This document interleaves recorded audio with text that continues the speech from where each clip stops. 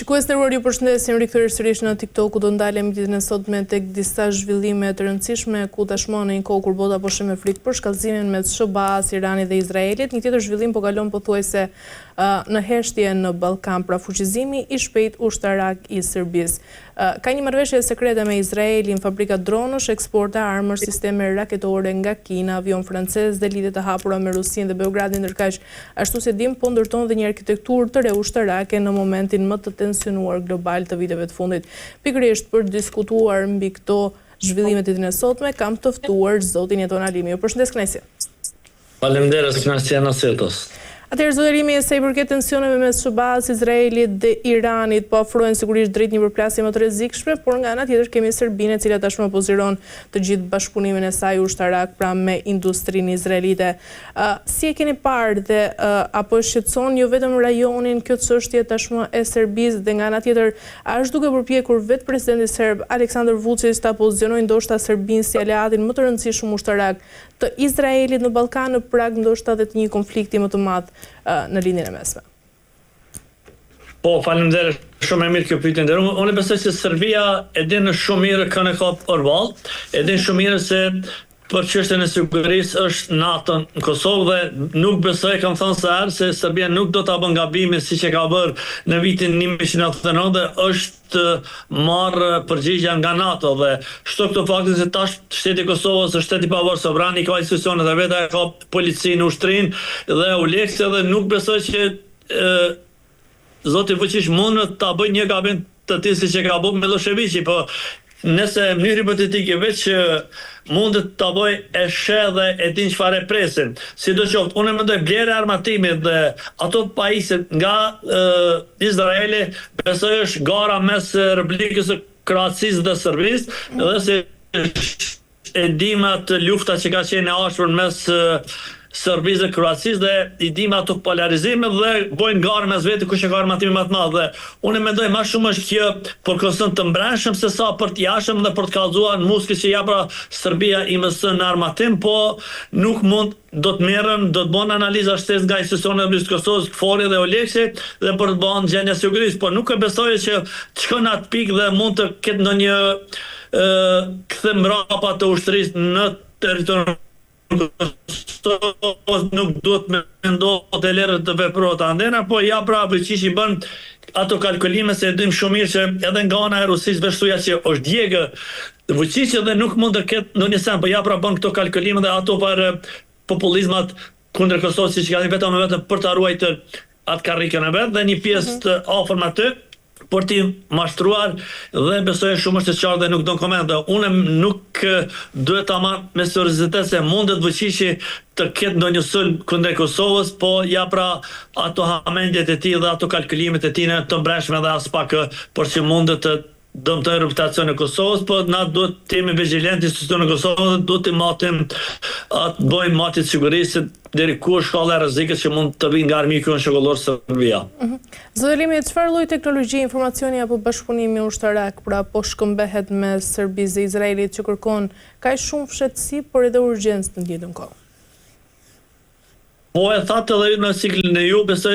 çështja dronave, se ata dojnë të blejnë drona pajisje që si ka askush dhe mundohet të mojnë sheftas dhe është përparësi e tyre që edhe në paratat nuk i bojnë armatimet që kanë të specifikuar dhe të sofistikuar, si që bojnë shtetet e tjera që është e dashme dhe kjo është mençëria e tyre dhe unë mendoj që blerja e tyre armatimeve dhe që bazë sekret është mes protokollit të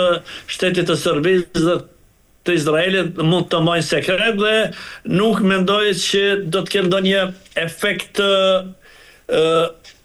pse Serbia blen armatim, blen vetëm për joshjen e popullatës dhe për njerëzit e tij dhe për vëmendjen se Serbia blen armatim për mbrojtjen e territorit se kush sa vite kush ka tentuar të marrë territor në Republikën e Serbisë, kur e din shumë mirë që janë ndo prej procesit të Londrës dhe Berlinit dhe Serbia ka qenë gjithmonë uzurpatore dhe kanë marrë vende, po i ka up me luftë edhe në Jugosllavi dhe në fundin në Kosovë dhe unë mendoj që gjithë ato shtete që ka qenë i Jugosllavi, po dhe Kosova që vetë se ka pas emrin shtet të pavarur sovran, ju ka larguar dhe dim shumë mirë çfarë ishte okupator dhe fashisht të Serbia dhe a Jugoslavia atëhershme, kuptuar me bashkëpunëtorët e tyre që po thirrën ta në zhargonin popullor me udbashët dhe kjo është mos e qartë s'do koment dhe këto e kanë dëmtuar shumë popullatën e Kosovës, edhe në viktima, në maltretime, rraje, largim nga studimet, nga shkollat dhe heqmimi nxënësve dhe gjithë shka që ka bo Jugoslavia ka bo me plan program vetëm për t'i asimiluar shqiptarën dhe për të njellur frikë dhe lufta që ka zhvilluar dhe koni parapri e atyre që ka pasa të veprin kuptohet me shqiptar udbash që kanë bashkëpunuar për të dhe kanë shërbyer Jugosllavisë së Serbisë për në kohë gjatë dhe tash tutje mbas sa vite duhet të bëhet ligji për lustracion dhe të gjithë ata njerëz që kanë shërbyer duhet të marrin një gjykim meritues dhe ato familjet minimum duhet të kërkojnë falje publikisht për familjarët e tyre që kanë bërë dëm shtetit të Kosovës dhe njerëzve të Republikës së Kosovës të pafaqshme në kohën e Jugosllavisë. Zoti Elimi, duke qenë se Vučić ka deklaruar se Serbia ruan marrëdhënie të mira, qoftë me Iranin, por qoftë me Izraelin, a do të mundet të mbajë Serbia këtë ekuilibër të dyfishtë nëse do të shpërthejë një konflikt direkt pra mes SBA-s dhe Iranit? Jo, besoj është i vogël Serbia në aspektin gjeografik dhe ushtarak që t'i bëj ballë SBA-se, e dim shumë mirë farfëqie ka SBA-ja dhe e dim shumë mirë se Irani është gjinizuar dhe shpresojmë shumë që duhet të pranoj atë marrëveshjen siç kërkon SBA-ja dhe unë mendoj që është edhe Irani i ka ato minutat e fundit se brenda një kohë shumë shkurt ka thonë administrator Trump dhe vetë presidenti Trump ka thonë që jemi afër një marrëveshje, por nëse luan me nervat e SBA-s e din shumë mirë çfarë pret dhe sa fuqi ka SBA-ja, qoftë Irani që duhet të nëse fillojnë sulmet e din shumë mirë Irani se mbi 20 vjet i duhet kohë për të rikuperuar vetë infrastrukturën dhe pa llogaritër njerëzit viktimat dhe të dhe e din shumë mirë çfarë pret dhe mendoj që unë shpresoj një dritë fund tunelit që mund të vëzë dhe të bëj një marrëveshje Irani me SBA-n dhe largohet edhe ajo Hormuzi që 1/4 e gjithë globit botës furnizohet me naftë dhe çmimet kanë arritur skajshëm dhe në Ballkanin këto qoftë Kosovë, Shqipëri, çdo kënd tjetër kanë ndikuar dhe zvogëluar shportet qytetarit se po rritën zinxhir çmimi njëra mas tjetrën. Dhe sidoqoftë unë mendoj që Irani duhet të thirrë mendjes të bëjë mirë kalkulime dhe mos të bëj garë me SBA-s, e dim shumë mirë se SBA-ja shtetin ma e fortin në botë dhe nuk mundet njerë për njerë dhe për një kohë shumë të gjatë që mund t'i dalë të kush përpara dhe mund të sfidoj, për ja pra Irani veç thuja se nëse veç ka vendosur edhin çfarë pret, unë nuk besoj që Irani mund të mos e pranë një marrëveshje siç ka kërkuar SBA-t. Zoti Elimi, nga ana tjetër, fabrika dronëve që Serbia po ndërton me mbështetje izraelite, po shihet ndoshta se një projekt më ambicioz ushtarak në Ballkanin perëndimor. Mendoni se Serbia është duke përgatitur për një luftë moderne të së ardhmes, duke ndërtuar këtu kapacitete që ndoshta mund të ndryshojnë të gjithë raportin ushtarak në rajon? Po kjo është ona medalë, është që sot në zharun po është si një dyteja. Edhe merr investimin, po edhe besoj se nëse e bën një sasi të konsiderueshme në magazinat e ushtrisë dhe i ruan, po edhe pse jo mund të shes dron shteteve që ka nevojë për to dhe besoj kjo është më shumë për çështje biznesi, se dim shumë mirë se Jugoslavia ka prodhuar armatim AK-47 dhe e ka pas armatime në por dhe i ka shitë shumë shteteve tjera që në lindjen e mesme apo gjëtio, pse jo dhe Kosova ka blerë në kohën e luftës armatim prej oficerë mënyrë të mshep dhe me armatim në tyre e kem porzonë ushtrinë e Jugosllavisë dhe dihet kjo është e qartë. Dhe ende s'kan dalë në pa ato shitje që kanë bërë UÇK-s komandant të ushtrisë Jugosllavisë në mënyrë mshep vetëm për përfitime financiare dhe besoj e din shumë mirë dhe nuk duhen të bëjnë të madhe se bëhet luftën e mbrëmshme edhe e kanë minimizuar dhe nuk ka dala informacion pa, po njerëzit e inteligjencës dhe një shumicë e njerëzve të vetëdijshëm e din që në kohën e luftës i ka shit Serbia UÇK-s armatim. E ka pranuar edhe vetë komandante UÇK-s i ka mbledh armatim nga Serbia. Zoti Elimi, nga ana tjetër, pse perëndimi e duket disi më tolerant prandaj forcimit ushtarak të Serbisë pikërisht në momentin kur tensionet globale po rriten pasi Shtetet e Bashkuara të Amerikës dhe Bashkimi Evropian kanë paralajmëruar vazhdimisht për ndikimin rus, por edhe atë kinez në Ballkan. Por në të njëjtën kohë pra kemi Serbinë e cila nuk po arrin pra të pengojë të gjithë militarizimin e Beogradit. Po tash me themelimin që sonë vitë Kosovë besoj që duhet të filloj edhe çështja bisedë Kosovë-Serbi dhe Serbia këto e shfrytëzon, e kam thënë sera që në momentet kruciale dhe bën si hapa që komen në Atina,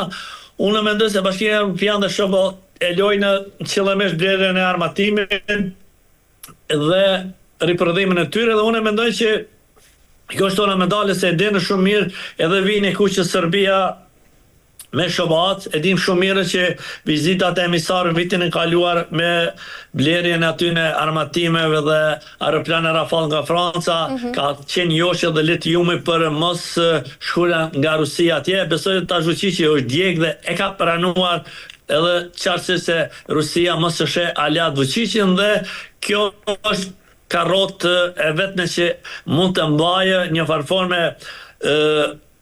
Serbin kundrej aty në shtetet që mund të blej armatim. Po në fakt e din shumë mirë që nuk gëzën të sulmoj sidomos Kosovën që ka epshe dhe ndër, njëherë e përgjithmonë ka përfunduar ajo kohë me lup, me largimin në vitin 1999 dhe unë mendoj që Serbia këto bën investime të kot dhe ai armatim nuk mund dhe nuk gëzën ta përdor kundër Republikës të Kosovës, po ma shumë e ka për treg të jashtëm, për riprodhime të tyre dhe një pjesë thash ma herë që mund të ale në magazinat e veta për çështje vetëm për opinion dhe për mediume me thonë ja pra Serbia ka armatimin e fundit dhe bën këtë çështje dhe ma shumë i shërbej vetëm për vete dhe jo diçka, po ma shumë çështje për shitje për treg të jashtëm se sa për të mbrashëm. Zoti Elimi, mendoni se kishte nevojë urgjente Izraeli pra për këto kapacitete pasi dhe korridore për sigurisht dhe bashkëpunime me Serbinë pasi në prag të këtij përshkallëzimi për me Iranin, marrëveshja ushtarake me Izraelin u aktivizua me një shpejtësi të pazakontë duke parë këtu edhe para ratifikimin e plotë të parlamentit. Po, këto investime që bën armatim bën ma shumë edhe për përfitim në materiale, kuptohet se ato rrjedhin milione euro dhe armatimi mbetër i Serbisë pa përdorë besoj që duhet të shkatrohet dhe beli pse të shkatrohet mund të shitet dhe blerja anaseltas, unë mendoj që kjo dosje dhe kjo blerje nga Izraeli dhe anaselta Serbia shet armatim qoftë në forma të mshef dhe qoftë kështu të pamshëm besoj që është ma shumë interes për blerje dhe shitje armatimi se e dim Serbia sa kohë ka prodhuar dhe riprodhon armatim ende, ato si që ka dhe besoj që mund të shërbejë qoftë grupeve interesi në për çdo qoftë lidhjen e mesme apo në një vend të caktuar dhe unë mendoj ato janë shumë të forta edhe një financiare që rrjedhë miliona nga shitja armatime dhe unë nuk mendoj që një Vučić me mendje shëndoshe të blej ato armatime dhe mund të përdor kundër vende Ballkan perëndimor besoj që nuk don koment dhe nuk ja vlen as të bisedohet, po ma shumë është vetëm për tregën e jashtëm për riprodhimin dhe të ketë liderin për armatimin si thash më herët në fillim e ndërruar që me shtetin Kroat janë rival të përbetuar dhe e ndjekin njëri tjetrin dhe shtyjnë atë aspektin popullor që unë kam armatim të tema dobët dhe kjo është joshja apo blerja e gjithë ai investim në armatim i kot vend që të investon ato mjete në politika sociale dhe në çdo sferë tjetër Serbi, besoj këtë e bën ma shumë për populizëm, për opinion se sa për diçka tjetër dhe është unë mendoj këto investime janë të dëmshme dhe vetë bllokuese. E qartë. Mirë, zoti Elimi, nga ana tjetër ushtruesja e detyrës së shefes së zyrës së Bashkimit Evropian në Kosovë, Eva Paletova, ka kërkuar formim të shpejtë të qeverisë pas zgjedhjeve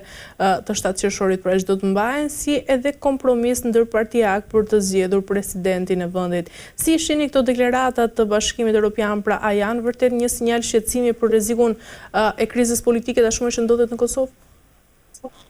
Po nderuame, unë shoh se ky reagimi i SBA është presion direkt mbi lëvizjen vendose dhe kryeminist në detyrë Albin Kurti dhe besoj është dirë tash faji kryesor Lëvizja Vendosë dhe Albin Kurti e kanë dashur shtetin në zgjedhje dhe kanë dashur çështjen e presidentit vetëm për kapin e kryeprokurorit shtetit dhe mos emërimit të kryeprokurorit të përgjithshëm special në prokurorinë e shtetit zotin Isuvaj, që është e dashme dhe kjo ka qenë çështje kruciale dhe çështje kamuflojnë dhe e modifikojnë është çështja e tyre nuk duhet përzimin dhe shkumen në zgjedhje dhe që mbahen në qershor të këtij viti besoj që vetëm e ka dëmtuar reputacionin e shtetit. Republikës së Kosovës e nderuar dhe shtetin e ka dëmtuar me 11 milioner apo më shumë që duhet të angazhohen për mbajtjen e zgjedhjeve, për një grup njerëz të partive politike dhe unë mendoj që kjo nuk është dashur të vijë hiç, por ja pra mendësia e zotit Kurti dhe mos bërja koalicion dhe mos jepja e çështës presidentit shoh LDK-s apo PDK-s kalon bërslëk madh dhe vetëm ka marrë çërtimin dhe vrejtin nga meqëtan sidomos SBA dhe Bashkimi Evropian dhe ky reagimi SD e çet vulën që ne kemi thonë edhe në intervistë kalum këto sotë se kjo është presion direkt mbi liderët e partive politike sidomos mbi Lëvizjeve Vendosë dhe Albin Kurti. Do jemi nga ana tjetër, a është duke paralajmëruar Bashkimi Evropian se zgjedhja e presidentit mund të kthehet në krizën e ardhshme politike? Jo, nuk e besoj që mund të kthehet në krizë, besoj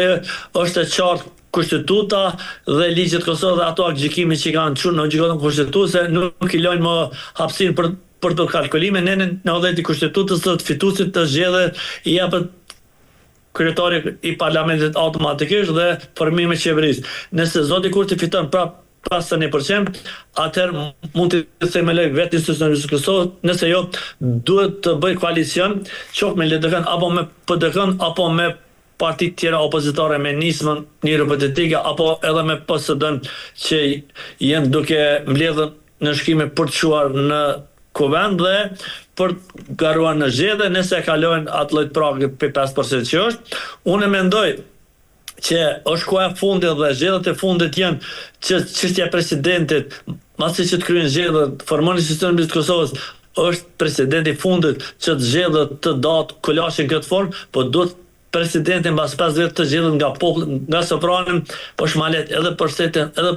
për institucionet se nuk mund me do po kolashin është vetë soprani që vendos dhe mos bëjnë kalkulime politike vetëm për mi dëmtue shtetin e Kosovës, popullatën, buxhetin dhe shumë njëmërisën edhe këtë e ka bo qëllimisht Albin Kurti për interesat e tij pure politik, pure personal dhe nuk i ka dëgjuar vërejtjet e Bashkimit Evropian dhe të Amerikanëve. Zolimi, nga ana tjetër, sa e vështirë pritet të jetë arritja e një kompromisi ndër partitë pas zgjedhjeve? Po vështirësi s'ka se është nëse fiton zgjedhjet e nderuar është shumë më e qartë. Po nëse jo, duhet bësh koalicion marrësh politike, nëse të bardhën zgjedh. Dhe qartë, e thot, edhe Kushtetuta edhe këto gjykim.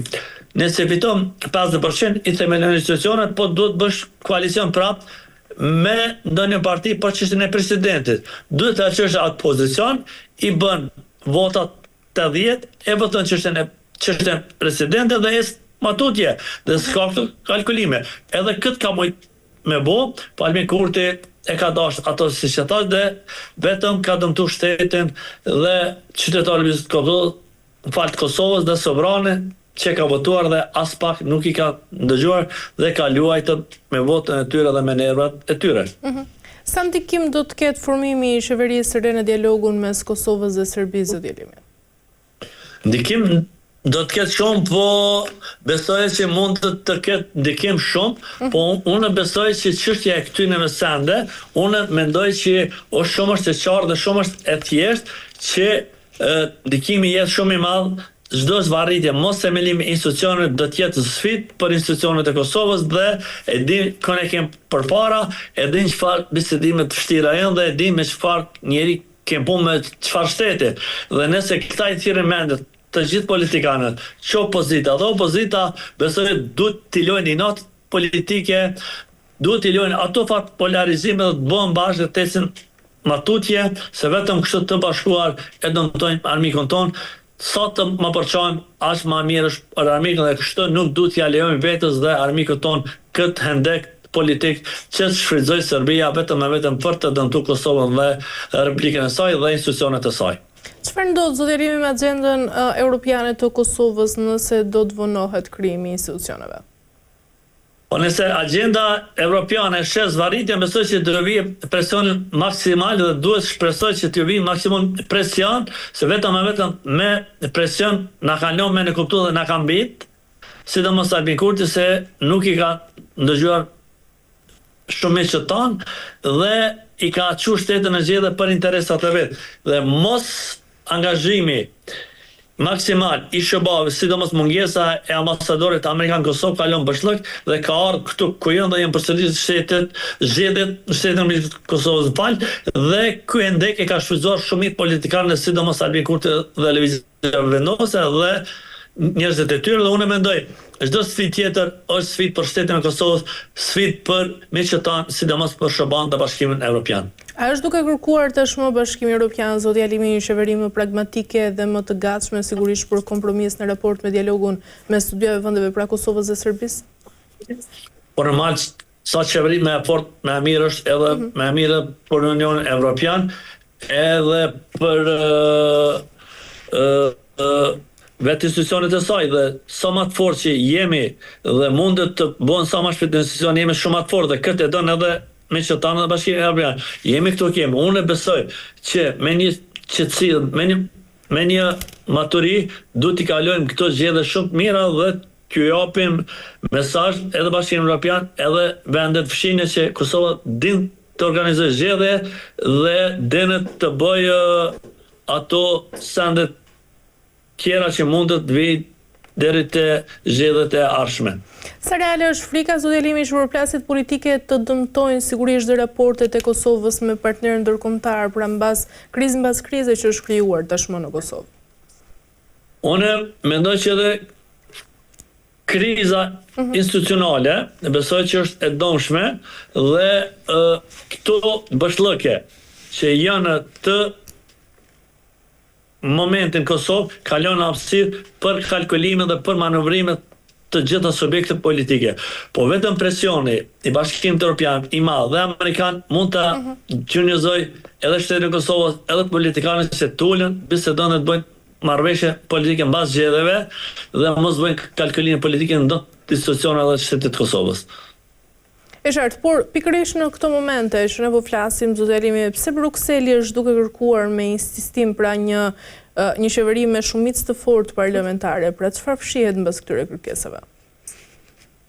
Po e dinë shumë mirë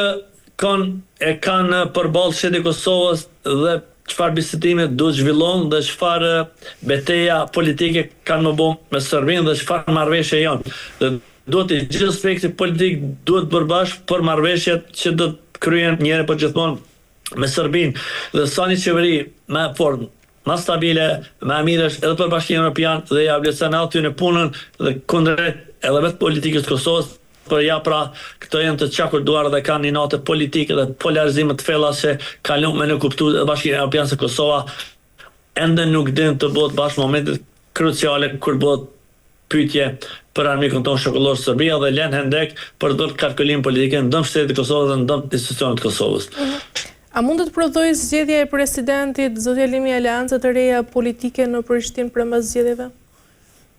Jo, nuk e besoj që di shumë qartë fituesi i zgjedhjeve kush është dhe kush mund të organizojë mos zgjedhje, di fituesi i zgjedhjeve, e thash, formimi i institucionit të Kosovës, zgjedhja e kuvendit, qeveria dhe nëse i ka zoti Kurti 80 vota në kuti pa marrëveshje politike, okay vepra. Po nëse duhet bëjmë marrëveshje politike dhe jo kalkulime politike, vetëm për interesa, është si të bardha nxehtëse dhe nuk duhet lejojmë edhe vetë opozita që më të shkështet të nxjerrë vetëm për mendsinë e zotit Kurti, ajo komo është e te kaluar dhe është e lorë dhe nuk besoj që duhet të bëhet ky kalkulim politik në dëm të shtetit. Nëse nuk do të arrihet një marrëveshje, zoti Elimi, mes partive, mendoni se Kosova rrezikon të hyjë në një blokadë institucionale? Po nuk duhet mendoj e nderuar heq që Kosova duhet të veprojë në një tillë siç mundet, po ja pra politikanët e tillë, nëse veç mendojnë atëherë nuk duhet marrin më pjesë në zgjedhje të vijë një gjenerat krejt tjetër dhe këta politikanë duhet të largohen nga vetë politika dhe mos bëhet diçka më e madhe. Unë mendoj që kriza e precedentit ka mund të kaluar mbas zgjedhjeve të televizion të Kosovës dhe është koha e fundit të thirrën mendet gjithë dhe të tecën matutje të përbashkuar dhe mos bëjnë kriza dhe mos bëjnë si politika që dëmtojnë shtetin dhe reputacionin e Kosovës. Çfarë po ndodh tashmë mes raporteve pra mes kryeministrit të Kosovës Albin Kurti dhe ish presidentes Vjosa Osmani, zoti Elimi? Po përshin ato fat polarizim ka filluar edhe ato fshata se cilën në vete dhe besoj do të ketë mjaft kohë për fshat, për të zgjedhja, për para përgatitje që të organizohen zgjedhjet. Fati i mirë që është votuar edhe buxheti i Kosovës, se nëse si është votuar nga legislatura e fundit nuk ishte mujt të organizohet zgjedhjet dhe ishte kon shtetin kolas, po ja pra me shpejtësinë e shpejt e kanë votuar edhe buxhetin e Kosovës të vitit ti që jemi, dhe unë mendoj që kjo është e fundit dhe nuk duhet të bëjë kalkulime prap se pi dëmtojnë institucionet dhe se cilë ka filluar në fushatën e vetë dhe unë shpresoj të kem në një fushat qetë, jo me ofendime, jo me polarizime, po se cilë të kalzën maturinët, merë votën e sëvranit, pa joshje, pa blerje vota, vetëm në bazë meritës dhe asesi në bazë të komedi qkaje që mund të ofronë partit politike për të marrë votën vetëm për dalë fituse. Zoti Elimi, nga gjithë kjo krizë tashmë, pra jo vetëm kjo e zgjedhjes presidentit, por edhe krizat e mëparshme që kanë ndodhur në Kosovë sa i përket formimit të qeverisë, sa është duke përfituar Serbia? Po Serbia mjaft është duke përfituar edhe me blerjen e amatimin, edhe realizimin e aty politikave që mundohet, ai ka edhe pjesën e vet atje që është me protestat të studentëve dhe mund të ketë ndonjë kalkulim tjetër në Kosovë, po ja pra e dim një farfone që është dorëzuar dhe e dim presionin SBA dhe investimin amerikan Kosovë që bë dhe nuk besoj që mund ta bëj ndonjë gabim si rasti Banskës apo Ive Lepensi se e din çfarë e pret institucionin e Kosovës dhe është fat mirë që është kryer edhe rasti i Banskës, kanë marrë një gjykim meritut me burgim përreshën dhe një tjetër ka marrë me burgim 30 vite burgim për rastin terrorist Banskës dhe besoj ta që kanë thirrë mendjet edhe serbët atje dhe grupet e interesit dhe njerëz vështirë vështuja se janë thy mbas të gjykimit për institucionet Kosovë dhe e din çfarë i presin. Edhe kanë u viktima edhe kanë marrë gjykime marramense që i ka po kodi i penal i brigjet Kosovës dhe u zhvilluar një gjykim afat rekord dhe u zhvilluar në mënyrë shumë perfide. E qartë, mirë Elimi, për të mbyllur, nga ana tjetër, duke qenë mbas këtyre reagimeve pra të cilat kanë ardhur nga ana e Bashkimit Evropian, a mendoni se ka shqetësime në Bruksel pra sa i përket tensioneve me komunitetin serb, por edhe situatën në veri? Po shqetësimet e Bashkimit Evropian janë thujat gjithmonë, ata marrin informacion nga KFOR-i, EULEX-i dhe institucionet e Kosovës, por mbajtjen e sigurisë dhe nëse vrejnë ata kanë informacione i njoftojnë rrugë zyrtare dhe din marrin veprime konkrete juridike dhe në terren atje për të evituar në gjendje dhe unë nuk besoj që në atë pikë ka shkuar Serbia dhe Vučići, po besoj Bashkimi Evropian është shumë i shqetësuar edhe për gjendjen e veri atje dhe status quo atje dhe mos realizimi i gjithë aty politika të Kosovës për qetësuar edhe veriun edhe çdo kënd tjetër dhe edhe vetë mungesa e institucionit Kosovë e lën hendekën edhe Bashkimi Evropian dhe misë të tjera që Kosova ende nuk është stabil dhe nuk din të mbaj politikat me Bashkimin Evropian, me SBA siç është dashur dhe siç ka mbajtur ish funksionat tjerë dhe ish qeveritë e kaluara. Pse zoti Elimi, Bashkimi Evropian po e thekson pra kaq fort karakterin shumë etnik të Kosovës, pikërisht në këto momente politike, pra në krizën politike që po ndodh tashmë në Kosovë për ta mbyllur? Po nderuame e dim shumë mirë se gjithë këto status quo sa vjeçare dhe lufta ka ardhur nga komuniteti serb dhe interesat e tyre dhe njerëzit si Vučići, Radojičić edhe që kanë influencuar dhunën në Kosovë dhe në veri atje dhe çdo ku ka pas komunitet serb ka pyetjen dhe ato duan të qetësojnë dhe qetësia me ata si të mirën vesh mos ka dhunas lufta skërgjë dhe aty është e gjithë investimi kapital njerëzor profesional në veri atje dhe në institucionet e Kosovës që duhet gjejmë politika sa më të mira si mos lejon hendek për shitës serb për të ketë ndonjë politikë kundër shtetit Kosovës dhe institucionet Kosovës. E qartë. Mirë, zoti Elimi, kemi arritur në fund, ju falenderoj për çdo informacion, ishte kënaqësi. Faleminderit, kënaqësia na sjelltas. Mirë, shikues nderuar, për mbyllim këtu për ditën e sotme ku ndalëm pra tek për shkallëzimin mes SBA-s, Iranit dhe Izraelit, ku pikërisht kjo ka sjellë një tjetër zhvillim që po kalon pothuajse në heshtje në Ballkan, pra i cili ishte dhe fuqizimi i shpejt ushtarak i Serbisë. Dhe nga ana tjetër u ndalëm tek zgjedhja e presidentit dhe zgjedhjet që do të organizohen në datën 7 qershor në Kosovë. Mbyllim këtu për ditën e sotme, pas do të shihemi sërish ditën e hënë, deri atëherë mirupafshim.